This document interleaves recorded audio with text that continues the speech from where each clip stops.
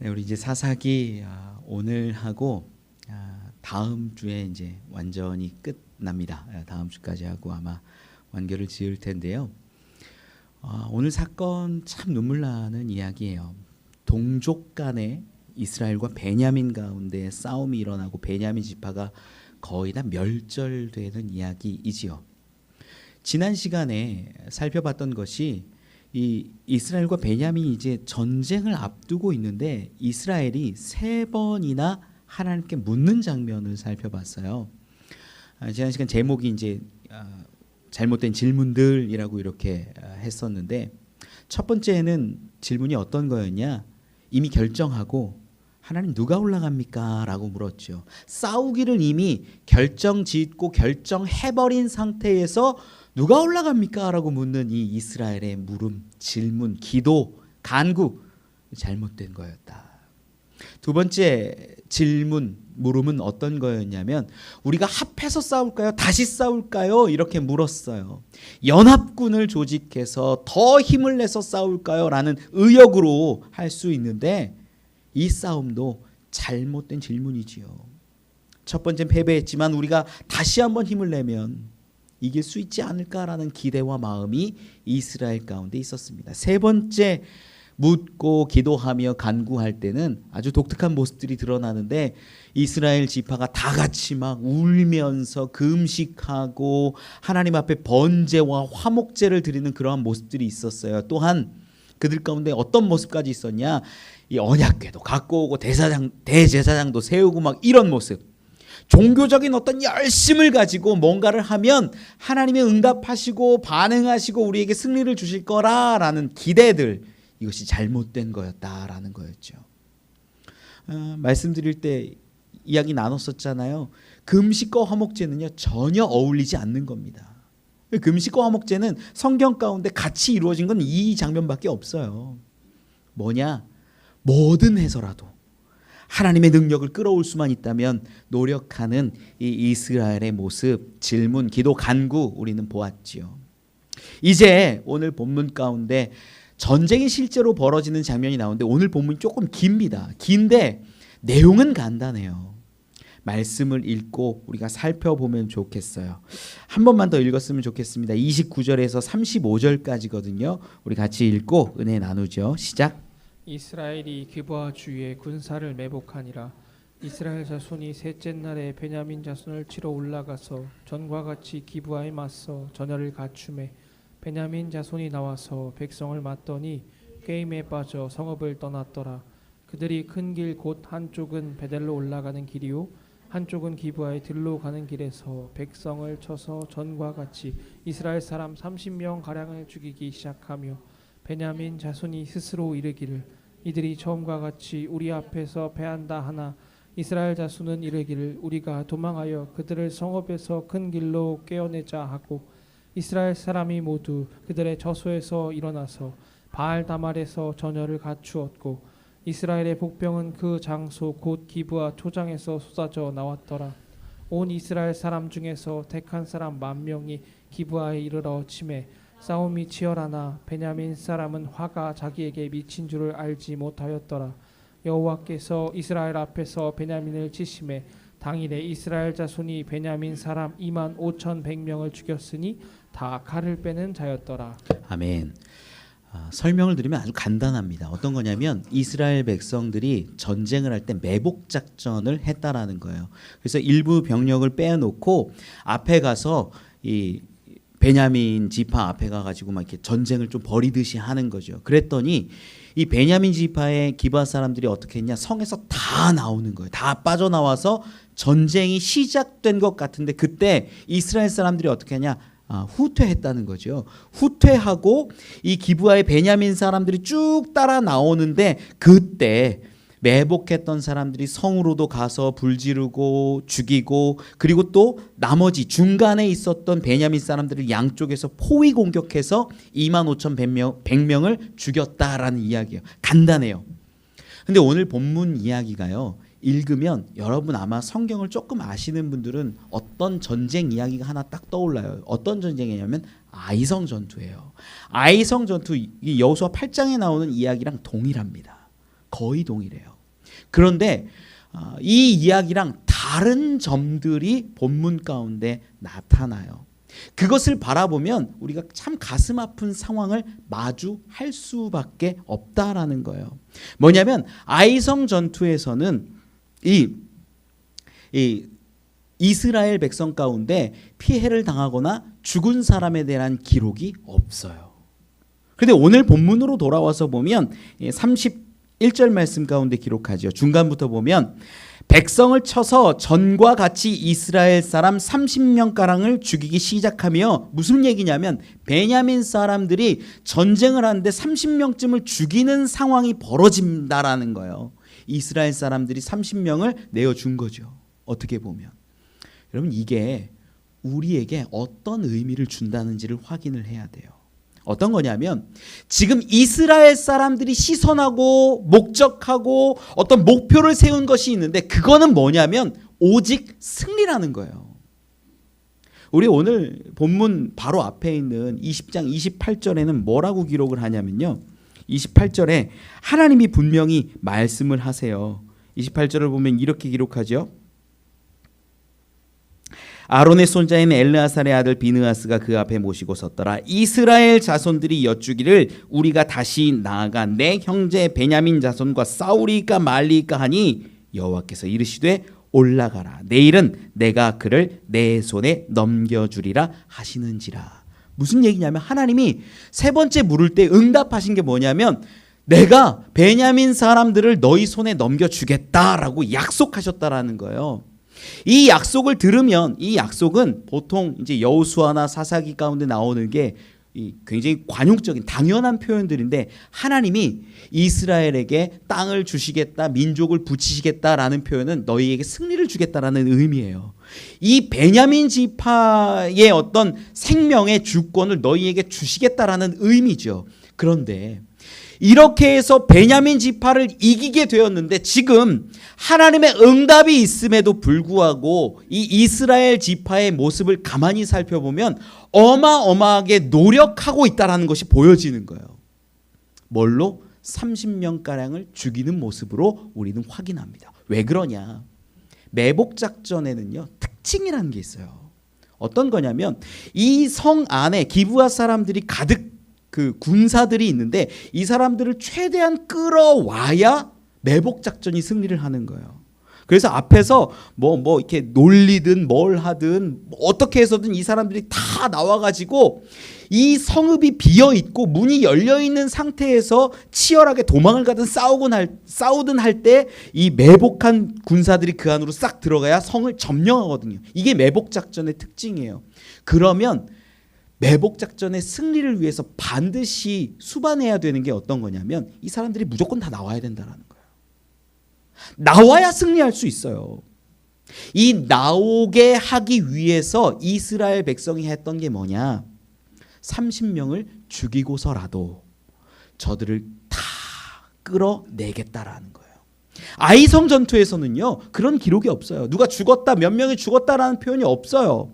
매복작전을 할 때는 여호수아 8장을 쭉 한번 읽어보세요, 여러분. 기록이 없어요. 그런데 여기에서는 왜 이렇게 죽음을 각오하면서까지 저들이 나아갔냐? 끝까지 끌어내야 되는 거예요. 열심을 내는 거예요. 버텨, 기다려.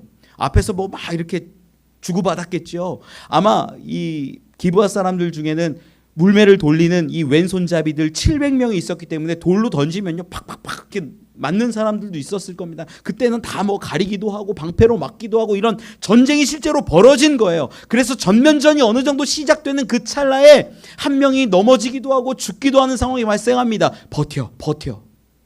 왜? 다 나와야 되니까. 다 나와야 되니까 버티라는 거예요. 그래서 10명, 20명 죽어갈 때쯤에 이제 퇴각하자라고 신호를 내고 이스라엘 민족이 싹 빠지는 거죠. 그러니까 그때 이 베냐민 사람들이 어떻게 생각을 하냐? 야, 우리가 이기겠다. 우리가 승리하겠다. 39절 말씀 가운데 기록을 하는데요, 이렇게 말씀해요. 오늘 본문 39절을 보면 이스라엘 사람은 싸우다가 물러가고 베냐민 사람은 이스라엘 사람 30명 가량을 쳐 죽이기를 시작하며 이르기를 이들이 틀림없이 처음 싸움같이 우리에게 패한다 하다가, 승기를 완전히 잡았다라는 생각을 주어야지만이 이 베냐민 사람들이 다 나오기 때문에 지금 이스라엘 백성들은 뭘 하고 있냐면 30명이 죽더라도 저들이 다 나올 때까지 기다리는 거예요. 기다리는 거.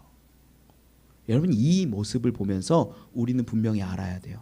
아, 이스라엘 백성들이 지금 승리를 목적하고 있구나. 승리하기 위해서는요 30명가량 내어줘도 된다라는 생각이죠. 여러분 그게 보이십니까? 여러분 이 모습이 그냥 우리가 큰 전쟁을 치를 때는 당연한 것으로 여겨질 수 있어요. 왜? 나라의 승리를 위해서는 뭐 민족의 승리를 위해서는 뭐 약간의 희생은 감수해야 되지 않겠느냐라고 볼 수 있어요. 그런데 여러분 저는 이 장면에서요 뭐가 먼저 떠올랐냐면요, 우리가 목적하는 어떤 목적과 성공과 승리를 위해서라면 정당성이 언제든 부여된다라는 거예요. 이 레위인의 첩으로 발단해서 이 문제들이 일어났는데 레위인의 첩이 죽었을 때 이 레위인이 어떻게 했는지 여러분 기억하실 거예요. 어떻게 해요? 이 여인의 시신을 도막도막 내갖고 각 지파마다 보내는 거예요. 여러분 이게 건강한 모습이에요? 아니잖아요. 그 레위인의 마음 가운데 뭐가 있었냐면요, 내가 이 말도 안 되는 상황을 겪고 이 악한 상황을 마주했으니 이 베냐민 지파 가운데 멸절하고 이들을 혼내주고 이들을 심판해야 된다라는 큰 대의가 서니까 그 과정 가운데 이 여인을 토막토막 내서 각 지파별로 보냈던 것 아닙니까? 여러분 그랬던 거예요. 지금 이스라엘 백성 가운데에서도요 처음에 막 22,000이 죽고 18,000명이 죽고 막 4만 명 전체가 다 죽어나가니까 어떤 결정을 내려요? 무조건 승리해야 돼. 하나님이 승리를 주신다고 말씀했음에도 불구하고 내가 뭐에 지금 꽂혀 있는지를 보는 거예요. 승리에, 성공에, 무조건 이겨야 되는 것에 지금 꽂혀 있는 이스라엘 백성들을 우리는 확인한다라는 거예요. 여러분 그리스도인들은요 승리를 위해 사는 자들이 결코 아닙니다. 성공을 위해 사는 자들이 결코 아닙니다. 지금 이스라엘 백성은 오직 승리, 오직 성공, 오직 저 성읍을 불태우고 심판하고 징계해야 된다라는 마음으로 가득 차 있는데 여러분 그리스도인들은요 그렇게 사는 게 아니에요. 우리의 살아가는 모습은 어디에 근거할 수 있을까? 주님이 이미 성공하셨고 승리하셨고 부활하심으로 모든 사망의 권세를 끝내셨기 때문에 승리는요 우리에게 이미 주어진 거예요. 그리고 우리가 살아가는 삶의 순간순간마다 하나님의 거룩함을 닮아 매일매일을 거룩을 훈련하며 거룩을 담아내며 살아가는 모습이 있어야 된다라는 거죠. 그런데 많은 사람들이 교회에 오면서도요 성공에 집착해요. 승리에 집착해요. 목사님들은 어떤 줄 아세요? 목사님들도 승리와 성공에 집착하는 분들 많습니다. 교회인이 몇 명이 됐느냐, 성도가 몇 명이느냐, 성전이 얼마나 크느냐, 이런 것들에 뭐 해외 교회를 몇 개 세웠느냐, 이런 수많은 보여지는 것들에 내가 집착하면서 이거 해야 승리한 것 같고 이거 해야 성공한 것 같은 그 마음으로 살아가는 목사님들 많아요. 여러분 성도님들 안 그럴까요? 성도님들 똑같죠. 내가 하나님 믿었는데 이만큼 내가 헌신했고 내가 이만큼 내가 헌금했는데 하나님이 이런 복을 주셔야 되지 않아? 성공과 승리를 바라보면서 살아가는 사람들 많습니다. 아니에요 여러분. 그거 아니에요. 우리 가운데 진짜는요 우리가 씻어내야 될 것을 씻어내야 되는데 그것은 성공이 아니라 승리가 아니라 오직 하나님이시고 예수 그리스도인 것을 믿으시기 바랍니다. 요한복음 16장 33절에 이렇게 기록을 해요. 우리 요한복음 16장 33절 한번 띄워주실 수 있을까요? 같이 한번 읽어봅시다. 시작. 이것을 너희에게 이르는 것은 너희로 내 안에서 평안을 누리게 하려 함이라. 세상에서는 너희가 환난을 당하나 담대하라. 내가 세상을 이기었노라. 아멘. 예수님이 세상을 이기셨다라고 선포했어요. 그런데 우리는 세상에서 살아가는데 자꾸 이기려고 하고 성공하려고 하고 무언가를 가지려고 하는 삶을 살지 않습니까? 아니에요. 우리의 진짜 삶의 목표는 이미 이기시고 승리하신 예수 그리스도를 바라보면서 오늘 주님과 함께 걸어갑니다.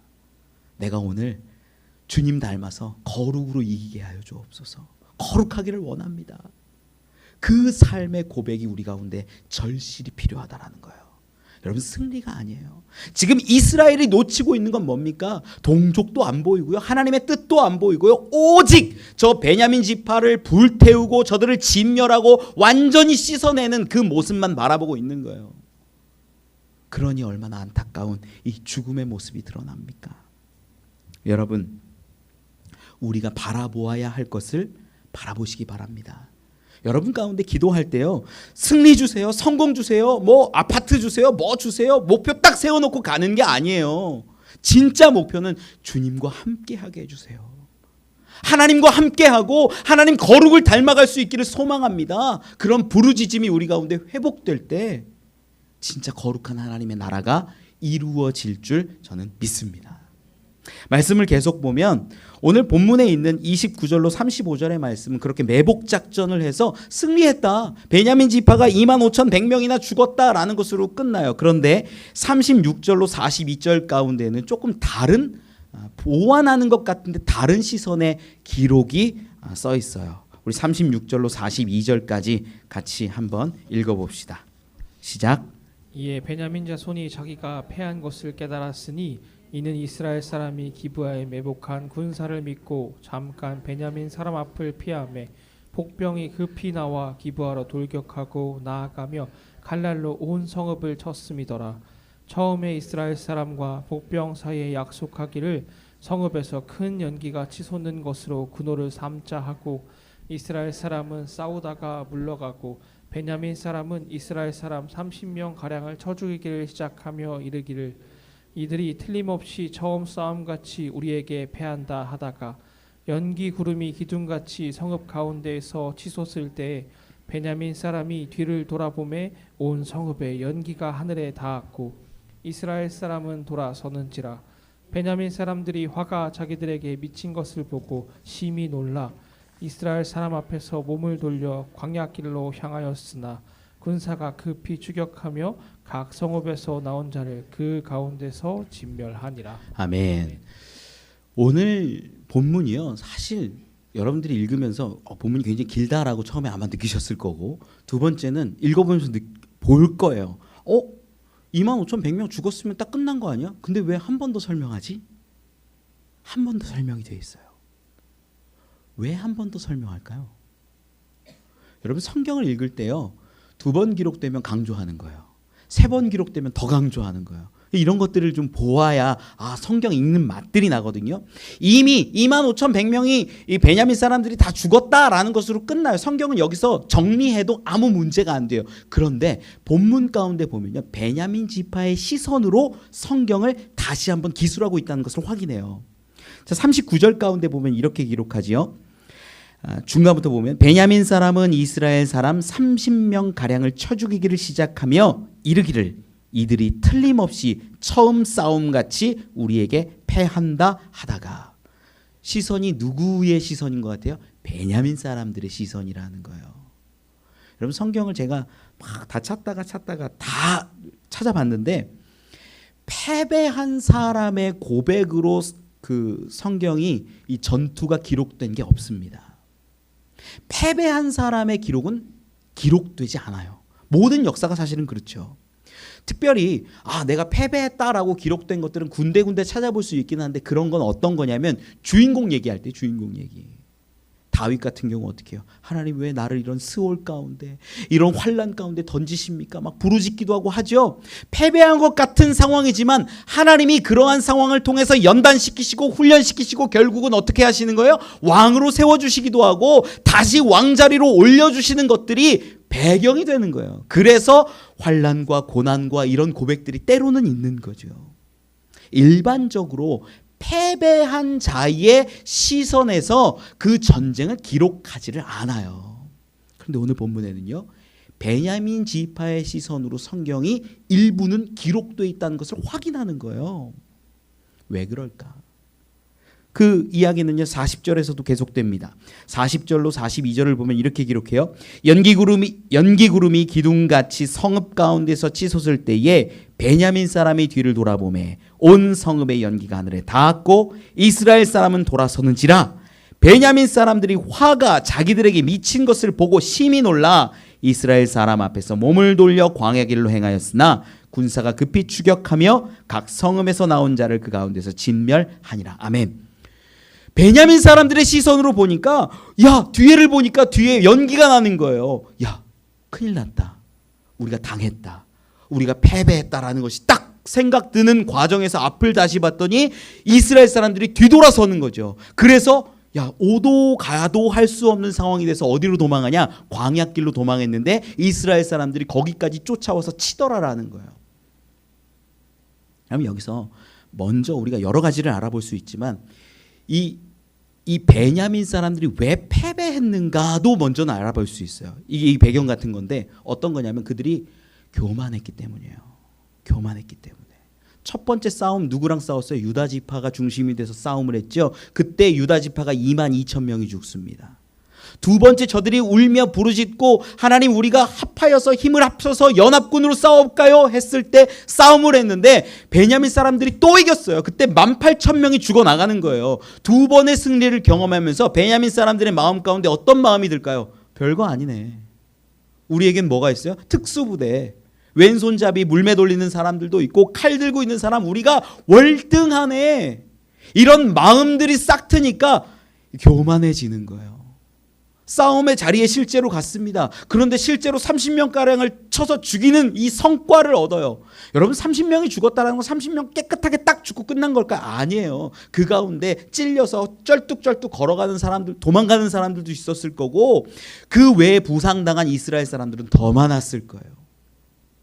기쁜 거죠. 승리할 것 같은 거죠. 그런 교만함으로 무슨 실수를 범하게 되냐면 내가 진짜 지켜야 할 곳을 지키지 못하고 거기서 다 나아온 실수를 범하게 되는 거예요. 베냐민 사람들이 진짜 지켜야 될 게 뭡니까? 성읍이잖아요. 성읍을 지키고 성읍을 단단히 살려내야 되는데 성읍에서 승리가 보이는 것 같으니까 다 쫓아나와가지고 이기고 죽이고 짓밟기를 원해서 쏟아져 나오는 거야. 하나같이 다. 그러한 교만함이 이 베냐민 지파를 오히려 함정에 빠뜨리고 죽게 한다라는 사실을 우리는 확인하는 거예요. 여러분 오늘 본문에 있는 이 36절에서 42절 가운데 기록된 베냐민 지파의 시선을 통해서 우리가 분명히 하나 깨달을 수 있는 게 있어요. 어떤 거냐면요. 성경이 왜 이렇게 객관적으로 서술하다가 갑자기 베냐민 지파의 말투로 시선으로 이야기를 하냐? 그들을요 단순히 죽이는 것이 목적이 아니라 그들 가운데 하나님의 어떤 뜻을 깨닫게 하고 징계하고 계시고 있다라는 것을 보게 하는 거예요. 마치 다윗이 하나님 저를 왜 이런 아픔 가운데 수렁 가운데 눈물 가운데 있게 하십니까? 하지만 하나님이 결국은 들어 쓰시는 것처럼 베냐민 지파 가운데도 그들의 시선으로 왜 우리를 이렇게 아프게 하십니까? 본문 가운데에요 41절에는 이렇게 기록해요. 베냐민 사람들이 화가 자기들에게 미친 것을 보고 심히 놀라. 보았다라는 게 히브리어로 라라는 단어를 쓰거든요. 본 거예요. 지금까지 원래 보아야 했던 것들이 어떤 거냐면 하나님의 공의와 하나님의 정의를 바라봐야 되는 거예요. 이 베냐민 지파 안에 기브아 안에 불량배들이 있고 동성애자들이 있고 정말로 동족을 미워하고 해치려는 그런 사람들이 있었다면 하나님의 의를 바라보면 그 사람들을 제거하는 게 옳잖아요. 그런데 저들 가운데 뭐가 있었냐면 집단 이기주의가 있는 거예요. 자기 지파 우선주의가 있는 거예요. 내 가족이면 괜찮아. 끌어주는 거예요. 그러니까 이스라엘 총회에서 결정됐어도 우리가 싸우겠다 전쟁하자 26,700명이 일어나서 전투했던 것 아닙니까? 내가 옳고 우리가 옳으면요 하나님의 뜻도 보이지 않는 게 지금 저 베냐민 사람들의 모습이라는 거예요. 그래서 승리 바라보면서 뛰어나갔다가 이제 뒤를 돌아보니 이제 실제가 보이는 거예요. 패배하는 게 보이는 거예요. 여러분 이 장면을 통해서 우리는 분명히 알아야 돼요. 성경은요 말씀은요 누구를 보게 하는 게 아니라 바로 나를 보게 하는 아주 놀라운 강력한 툴이라는 거예요. 이거를 깨달아야 되는데 대부분 사람들이 저도 그래요 여러분한테만 뭐라고 하는 게 아니에요. 저도 뭐가 보이냐면 성경을 통해서 저 사람이 보이는 거예요. 저 사람의 연약함이 보이고 저 사람의 잘못된 게 보이고 이 집사님의 이 권사님의 어떤 어려움들이 막 보이는 거예요. 그래서 기도하기도 하고 그 사람을 꾸짖기도 하고 가서 얘기하기도 하고 막 이래요. 그런데 여러분 아니에요. 성경은 먼저 말씀을 통해서 나를 비추는 거울이 되어야만 해요. 이걸 놓치면요, 내가 정의로워지고 내가 공의로워지고 내가 결정하고 판단하고 내가 징계하고 내가 심지어 사람을 죽일 수도 있는 사람이 되는 거예요. 여러분, 성경을 통해서 나를 볼 때 성경의 말씀들이 살아서 역사합니다. 제가 가끔 얘기하잖아요. 성경 보면 제 연약함이 먼저 보인다고. 왜 그런 얘기하는 줄 아세요? 노력하는 거예요. 이 말씀, 하나님 저에게 무슨 말씀 주시는 겁니까? 성도들에게 주시기 전에 저의 연약함을 먼저 보게 해주세요. 이거 기도하니까 그런 고백들이 나오는 거예요. 성도들 어떻게 합니까? 말씀 깨달아요. 이게 이런 거구나. 야, 저 집사는 왜 저래? 저 성도는 왜 저래? 이러면서 손가락질하는 사람들이 얼마나 많아요. 아니에요. 성경이 기록된 건 마치 베냐민의 시선처럼 바라볼 때, 무엇을 바라볼 때 자기를 깨닫는 거예요. 승리를 바라보기보다 하나님의 말씀을 바라보고 하나님의 공의를 바라보고 정의를 바라볼 수 있는 분들이 되시기를 소망합니다. 베냐민 지파의 시선이 바뀌었을 때 승리가 아니라 패배했다라는 것을 깨닫는 거예요. 아, 내가 망하게 되었구나. 여러분, 성경이요, 율법이 어떤 의미입니까? 내 안에 있는 죄성을 발견하게 하고 내 안에 있는 문제를 발견하게 하는 게 율법이잖아요. 그걸 통해서 내가 얼마나 부족한 존재인지를 깨달아가는 거예요. 베냐민 지파가 이것을 이제 깨닫는 거죠. 여러분, 그리고 저는 소망을 하나 두는 게, 베냐민 지파를 정말 사라지게 하는 게 아니라 정말 이렇게까지 마지막 바닥까지 가게 하신 다음에 소망을 주시는구나. 이것들도 봐요. 여러분, 우리가 그런 말씀들을 붙잡으면서 나아갔으면 좋겠습니다. 다시 오늘 본문 가운데 돌아오면요, 43절로 48절을 읽고 마지막 은혜를 좀 나누어 보죠. 43절로 48절입니다. 시작. 그들이 베냐민 사람을 애워싸고 기브아 앞 동쪽까지 추격하며 그 쉬는 곳에서 짓밟음에 베냐민 중에서 엎드러진 자가 18,000명이니 다 용사더라. 그들이 몸을 돌려 광야로 도망하였으나 림몬 바위에 이르는 큰 길에서 이스라엘이 또 5,000명을 이삭 줍듯 하고 또 급히 그 뒤를 따라 기돔에 이르러 또 2,000명을 죽였으니 이날에 베냐민 사람으로서 칼을 빼는 자가 엎드러진 것이 모두 25,000명이니 다 용사였더라.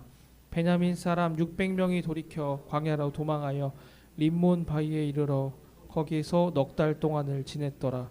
이스라엘 사람이 베냐민 자손에게로 돌아와서 온 성읍과 가축과 만나는 자를 다 칼날로 치고 닥치는 성읍은 모두 다 불살랐더라. 아멘. 43절로 48절까지 우리가 쭉 읽어보면 나오는 게 뭐냐면, 이스라엘 지파가 베냐민 지파를 어떻게 죽였고 어떻게 진멸했고 하는 기록들이 자세하게 나와요. 우리가 아이성 전투가 오늘 본문에 있었던 전투랑 정말 비슷하다라고 제가 말씀을 드렸는데, 여호수아 8장을 읽어보면요, 어떤 죽이는 장면만 하나 딱 등장하냐면 아이성에서 사람들이 쭉 다 나오거든요. 문을 열고 물려 나온 다음에 우리 이스라엘 사람들이 딱 애워싸갖고 죽이는 장면 딱 하나 나와요. 그런데 오늘 본문 가운데에서 쭉 읽어보면 어떤 곳들이 계속 돼요. 여러분, 이 장면들을 보면서 우리가 뭘 깨달아야 되냐면요, 지금 이스라엘이 베냐민 지파를 완전히 진멸하기로 결단했다라는 것을 보는 거예요. 그냥 죽이는 게 아니에요. 본문 가운데요, 42절에는요 끝에 이렇게 기록합니다. 각 성읍에서 나온 자를 그 가운데서 진멸하니라. 각 성읍. 지금 이스라엘 이 진영하고 대치하던 자들만을 얘기하는 게 아니라 각 성읍, 복수형이거든요.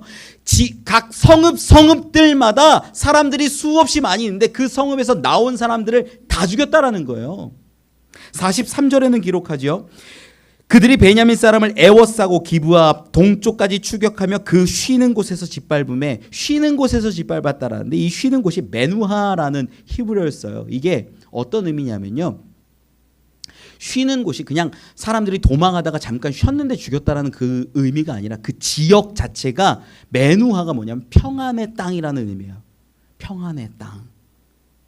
우리가 살인한 자도 도피성을 만들어서 하나님이 생명을 부지하게 하신 것처럼 이 지역이 어떤 데인지는 알 수 없어요. 학자들도 어딘지 확인하지는 못해요. 그런데 메누아라는 이 땅에 이르렀는데 쉬는 곳이고 평안이 있는 곳인데 여기에서 이스라엘 백성들이 베냐민 지파를 어떻게 했다가 죽였다라는 거예요. 거기서도. 쉬는 곳. 여기는요. 어쩌면이에요. 어쩌면 이 전쟁과는 상관없는 베냐민 사람들이 있었을 수도 있어요. 나는 거기에 동조하지 않는다. 그랬는데 죽였을 수도 있어요. 더 나아가서 보면요. 본문 말씀 가운데에서도 이야기하지만 45절에 림몬 바위가 나옵니다. 림몬 바위. 림몬이라는 게 신이에요. 그 이방의 신인데 림몬이라는 단어가 이제 석류를 의미해서 안에 까면은 알알이 막 들어 있잖아요. 그래서 다산을 상징하고 뭐 이렇게 뭐 이런 의미예요. 열매 많고 뭐 풍요를 상징하는 그런 신인데 림몬 바위라는 것은 학자들의 중론은 어떤 거냐면 림몬을 위한 어떤 거룩한 곳으로 봐요. 뭐 제사를 드렸던 어떤 행사를 했던 여기에 갔다라는 건 어떤 의미냐면 실제로 넉 달 동안 가서 망명 생활을 하는 베냐민 사람들이 등장하는데 일반적으로 그렇게 망명을 하면요 잡아서 죽이질 않는다라는 거예요. 왜? 다른 지파나 다른 종족이나 다른 나라나 이런 곳으로 도망갔으니까.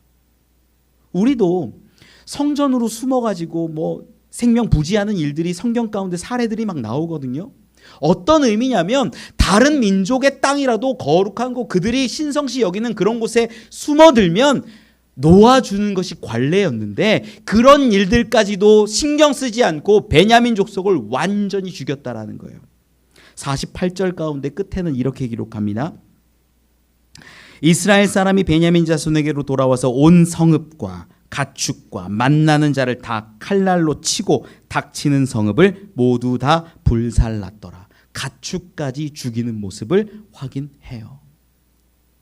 여러분 여호수아 8장 27절에 보면 이렇게 기록을 해요. 여호수아 8장 27절 혹시 띄워주실 수 있을까요? 같이 한번 읽어봅시다. 8장 27절입니다. 시작.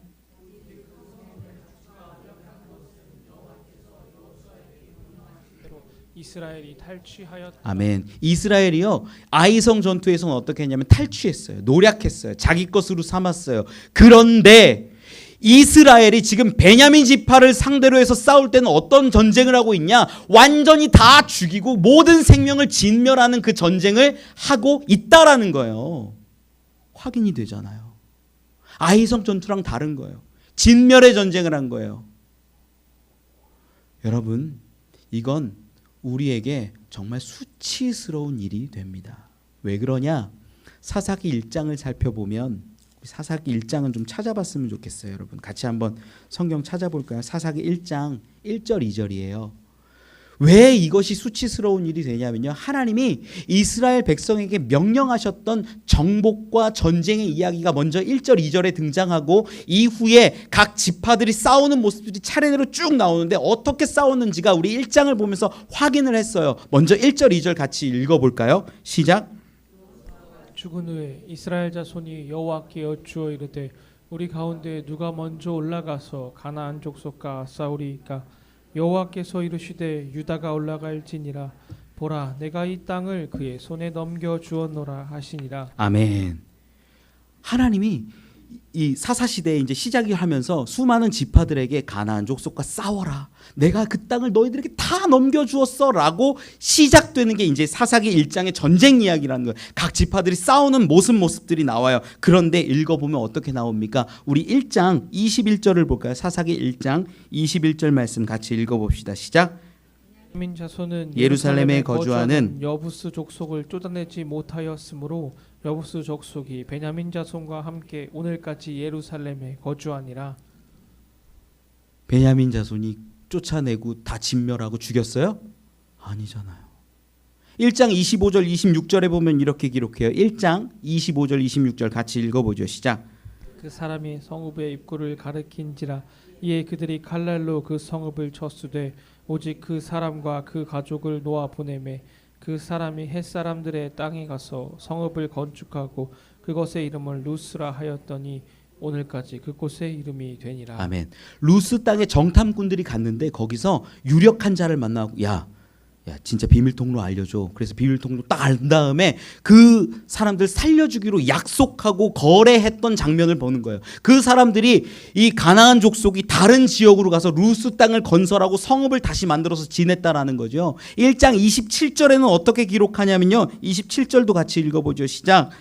므낫세가 베스안과 그의 딸린 마을들의 주민과 다아낙과 그의 딸린 마을들의 주민과 돌과 그의 딸린 마을들의 주민과 이블르함과 그의 딸린 마을들의 주민과 무기또와 그의 딸린 마을들의 주민들을 쫓아내지 못함에 가나안 족속이 결심하고 그 땅에 거주하였더니. 아멘. 가나안 족속이 어떻게 했냐면요. 27절에 가보니까 결심하고 그 땅에 거주했다라고 기록을 하는 거예요. 자, 여러분 사사기 1장이 시작되면서 내가 너희 손에 가나안 모든 족속 모든 땅 붙였어. 유다가 먼저 올라가서 점령하고 싸우고 이기고 그 가나안 지역 정말 부패하고 자식을 자기 우상 신에게 제물로 드리는 그러한 곳 가운데에서 너희가 하나님의 정의를 선포하고 하나님의 뜻 가운데 살아라고 말하셨는데 그것들을 이루어내고 진멸하고 가나안 족속을 몰아냈어요, 못했어요? 못했다라는 거예요. 계속 보는 게. 그런데 오늘 본문 가운데 나오는 이야기가 어떻게 흘러가냐는 거예요. 같은 족속인데 베냐민 지파를 진멸하고 있는 걸 우리는 확인하잖아요. 베냐민 지파를 형제라면서요. 여러분, 이스라엘이 지금 이렇게 지내고 있어요. 하나님이 처음 마음 주신 건 뭐냐면요. 너희 하나가 돼서 그 땅 가운데 하나님의 나라를 이루어. 내 나라를 이루고 너희 거룩하게 살아가. 말씀으로 살아가. 율법으로 살아가. 그런데 형제라고 하는 자들이 서로 대적하고 싸우고 서로 죽이고 진멸하기까지 하고 있는 모습을 우리는 확인하는 거예요. 여러분, 이게요, 이 당시의 모습만이 아니에요. 지금도 그래요. 여러분, 왜 교회가 교회를 대항해서 싸워야 됩니까? 목사님들 보면 그래요. 가슴 아파요. 여러분, 성도들 안 그런 것 같으세요? 성도들도 그래요. 서로 왜 미워하는지 모르겠어요. 서로 왜 시기하는지 모르겠어요. 하나님 안에서 하나 되어서 싸워 나가자고 그렇게 모인 사람들이 왜 그렇게 상처 주고 죽일 듯이 하는지 모르겠어요. 왜 진멸하려고 하는지 모르겠어요. 여러분, 가정으로 들어가도 똑같아요. 왜 부부 관계가 그렇게 깨졌고 왜 부모와 자식 간의 관계가 그렇게 원수처럼 되었는지 모르겠어요. 왜 우리 가운데 이래야 됩니까? 여러분, 이거 아니에요. 하나님이 통탄할 만한 일들이 지금 이 사사시대에 있었던 그 일들이 우리 가운데도 지금 동일하게 많이 일어나고 있다는 거예요. 이사야서 11장에 보면 그런 고백이 있습니다. 마지막 때에 하나님의 나라, 하나님의 통치가 임할 때 이리와 어린 양이 함께 살고 독사에 어린이가 손을 넣고 뭐 그런 모습들이 막 이렇게 그려져요. 그리고 막 노래도 하고 찬양도 하잖아요. 여러분, 하나님의 나라는요, 내가 생각하는 공의와 정의로 내가 결단하고 내가 판단한 것들로 살아가는 게 아니라 오직 하나님이 통치하시고 하나님이 말씀하시며 하나님이 이루어 가시는 나라임을 저는 믿습니다. 이걸 놓치는 순간 자기 정의와 자기 의로 똘똘 뭉쳐서 살아가는 사람들밖에 없는 거예요. 그게 그 시대에 왕이 없었고 자기 소견에 오른 대로 살아가는 모습이라는 거죠. 말씀을 맺습니다. 여러분, 가정 안에서 정말 그 가정의 왕이 하나님이 되셨으면 좋겠습니다. 한 교회 안에서, 성도들 안에서 왕은요, 목사도 아니고요, 어떤 속장 인도자도 아니고요, 하나님이셔야만 해요. 한국 교회도 하나님이 왕이셔야만 해요. 그러면 우리가 싸우지 않고 다투지 않고 살아갈 수 있는데 왜 우리는 서로 그렇게 진멸하려 하는 걸까요? 데살로니가 전서에 보면 우리가 큐티하고 있잖아요. 데살로니가 4장 전서 4장 6절에 보면 그렇게 기록을 합니다. 화면 띄워줄 수 있을까요? 같이 읽어보죠. 시작. 넘어서 형제를 해하지 말라. 이는 우리가 너희에게 미리 말하고 증언한 것과 같이 이 모든 일에 주께서 신원하여 주심이라. 아멘. 이게 거룩을 이야기하고 가르치면서 바울이 권면하는 거거든요.